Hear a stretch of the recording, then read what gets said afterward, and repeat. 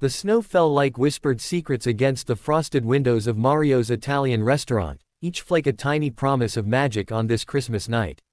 Inside, beneath the warm glow of string lights and flickering candles, 32-year-old Michael Chen sat alone at a corner table, his fingers drumming nervously against the white tablecloth. He checked his watch for the 5th time in 10 minutes. She was late. Or maybe she wasn't coming at all.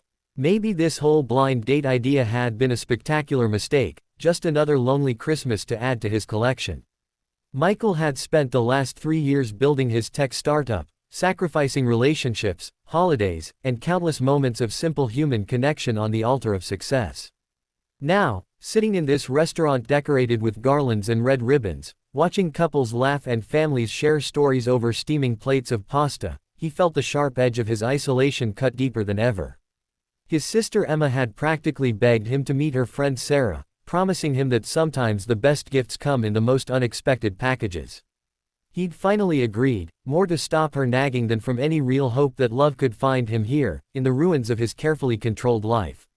The door opened, bringing with it a gust of winter wind and a young woman who looked as if she'd walked straight out of a different era. Michael's breath caught, but not for the reasons he'd expected. She wore a dress, pale blue with small white flowers, that had clearly seen many seasons. The hem had been mended, the fabric worn soft from countless washings. Her coat, draped over her arm, was thin and patched at the elbows. But her face, framed by dark hair dusted with snowflakes, held an expression of such genuine warmth and nervous excitement that something in Michael's chest tightened. "Michael," she asked, approaching his table with tentative steps. "I'm so sorry I'm late. The bus broke down, and I had to walk the last 6 blocks." Her cheeks were flushed from the cold, her breath still coming in small clouds. He stood quickly, suddenly self-conscious in his expensive suit and Italian leather shoes.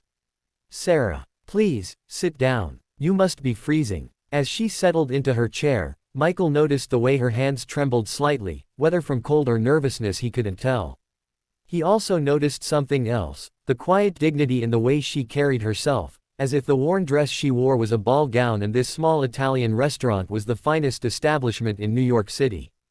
"Thank you for agreeing to meet me," Sarah said, her smile transforming her entire face. It was the kind of smile that seemed to carry its own light, warming everything it touched. "Emma has told me so much about you. She says you're changing the world, one algorithm at a time." Michael laughed, feeling some of his tension ease. "Emma exaggerates. I'm just a guy who spends too much time staring at computer screens." He paused, then added, "She didn't tell me much about you, actually. Just that you work with children." Sarah's eyes lit up, and Michael found himself leaning forward, drawn into her enthusiasm.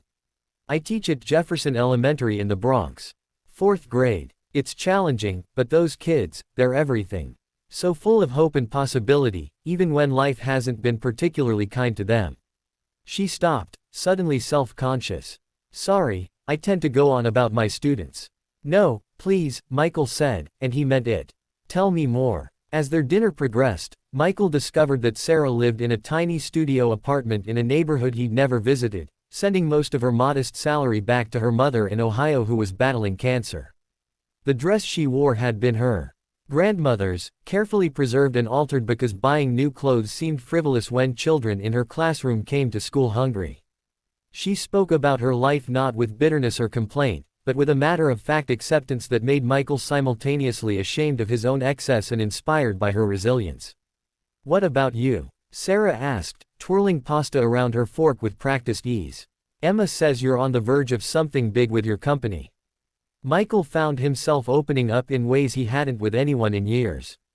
He told her about the pressure, the investors breathing down his neck, the constant fear that he was one bad decision away from losing everything. But as he spoke, watching her listen with complete attention, not checking her phone, not looking around the room, just fully present, he realized how hollow his victories felt. He'd gained the world and lost something essential in the process. "Do you know what I did today?" Sarah asked suddenly, her eyes sparkling with an emotion Michael couldn't quite name. "Before coming here, I mean." Michael shook his head, captivated.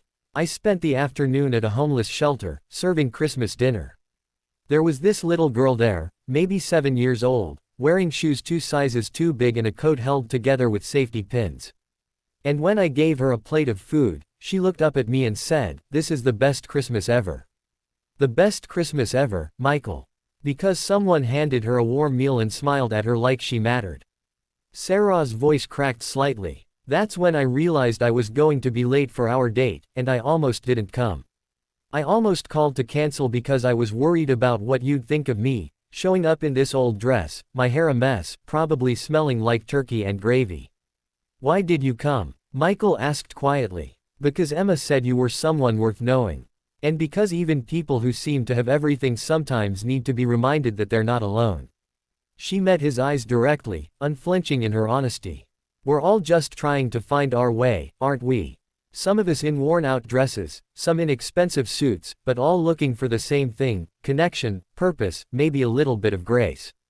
The restaurant had begun to empty around them, but neither noticed. They talked until the waiters started stacking chairs on nearby tables, sharing stories that peeled back layers of pretense and performance. Michael told her about the loneliness of success, how he'd wake up in his penthouse apartment overlooking Central Park and feel like he was floating in space, untethered from anything real.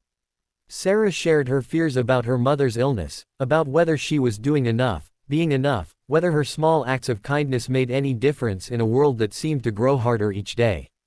When Michael finally walked Sarah to the subway station, the snow had stopped, leaving the city wrapped in pristine white silence. At the top of the stairs leading down to the platform, Sarah turned to him, and in the glow of the streetlight, Michael saw clearly what had been building all evening: not romance, not attraction in the conventional sense, but something deeper and more essential. Recognition. The sense of meeting someone who saw the world differently and, in doing so, offered him a new way of seeing himself. "Thank you," he said, the words inadequate for what he felt. "For tonight. For showing up in your grandmother's dress and being exactly who you are." Sarah's smile bloomed again, that incredible expression that seemed to hold all the warmth missing from his life. "Merry Christmas, Michael. I hope you find what you're looking for." As he watched her descend into the subway, Michael realized something profound had shifted inside him. In the morning, he would call his sister and thank her. He would reach out to Sarah again, not for romance necessarily, but for friendship, for the gift of perspective she'd given him. He would start volunteering at her school, use his resources to make a real difference in the lives of those children she loved so much.